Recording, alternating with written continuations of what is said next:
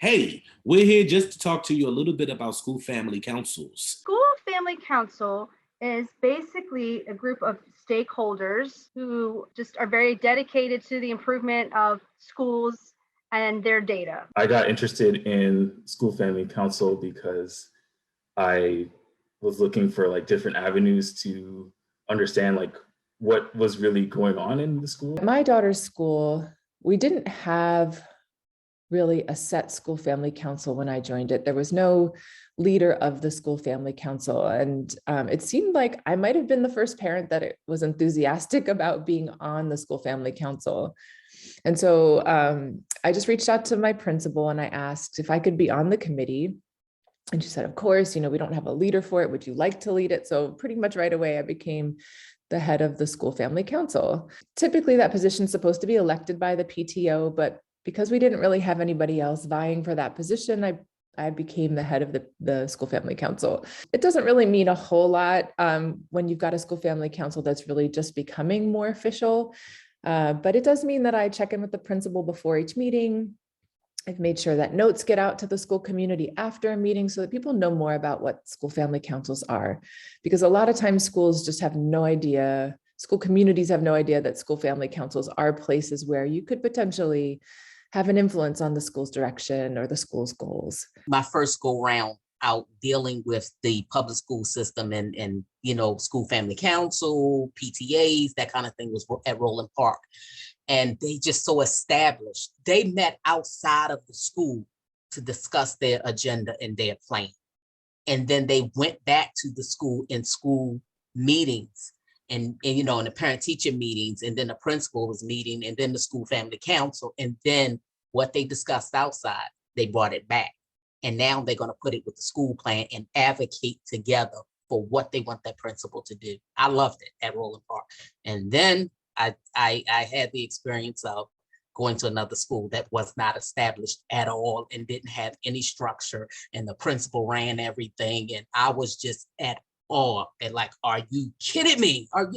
What is this? It could be so much different because I had that initial experience. There are places where parents get to be a part of the decision-making that usually happens behind the scenes with administrators and teachers. So if you're a parent that wants to participate in the academic direction or the school climate work that the school is engaged in, school family councils can be places where parents get to be at the decision-making table. We normally meet once a month, and each committee provides a report. So there's a report from the academic committee, culture and climate committee, attendance committee, and family community engagement committee. Pretty much chaired by our assistant principal, although our principal does attend. This representative group of stakeholders, they work collaboratively with the instructional leadership team to support with the development and implementation of the school performance plan. The school performance plan is a set of goals that are given to schools by the district. There's an English goal and a math goal and a student wholeness goal, which is usually just about attendance, and an equity goal, which is a newer goal that they've just added. Within each of these goals, you're supposed to come up with the strategies that you'll employ to improve the test scores in the math or English goal, or what you'll do to increase attendance.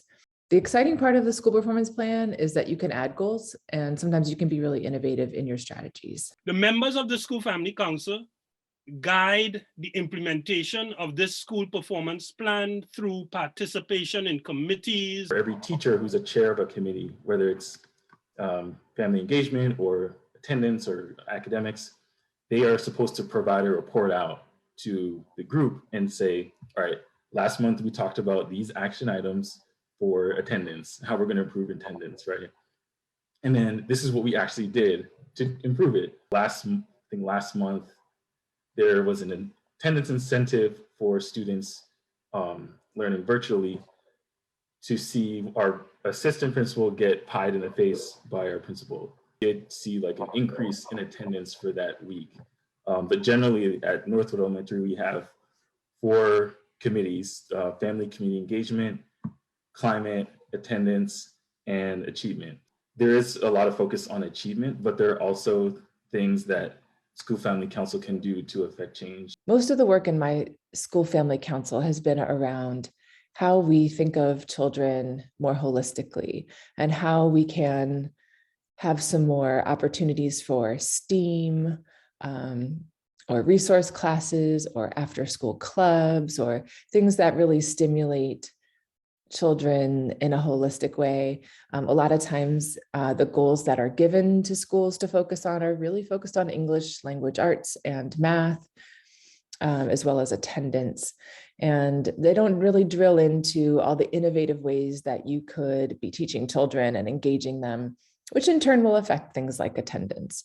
So for me, it's been exciting to think about how we as a school can bring more engaging learning into this space. Participation in the school family council also ensures parent and community engagement in the principal selection process and allows members to have direct input to the CEO about school budget.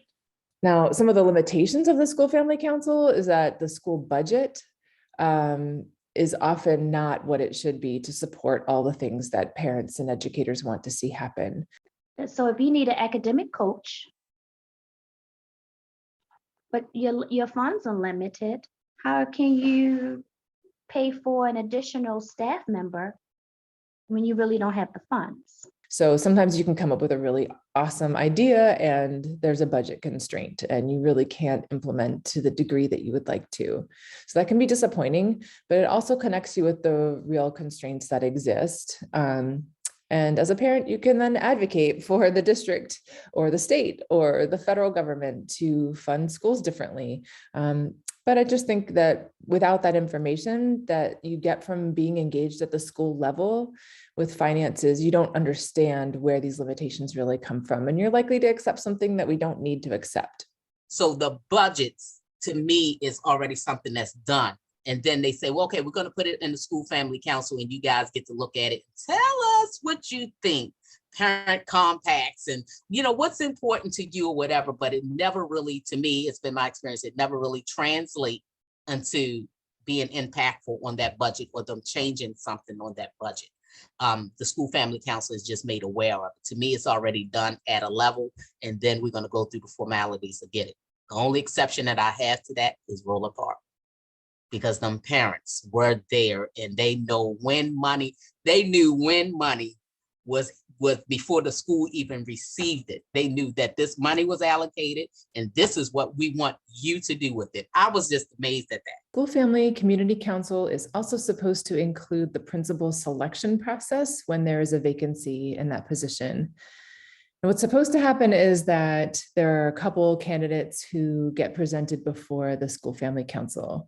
And then that body gets a chance to approve of and make recommendations about their top choice. In my experience with the principal selection process is that oftentimes one person is put in front of you that's sent to you based upon the CEO's discretion, and you get to ask them questions and provide feedback. But ultimately, if the CEO provided this person for the school because it was that the CEO's discretion to have that person, that person goes in. The more the parent is involved and knowledgeable, then they can pose different questions than just regular the status quo. So while school family community councils are not perfect, if parents and community and educators know how to use them, they can be impactful. If you're interested, as you should be, to join your school's school family council, ask your child's teacher or an administrator, when is the next meeting and how can you come and be a part of it?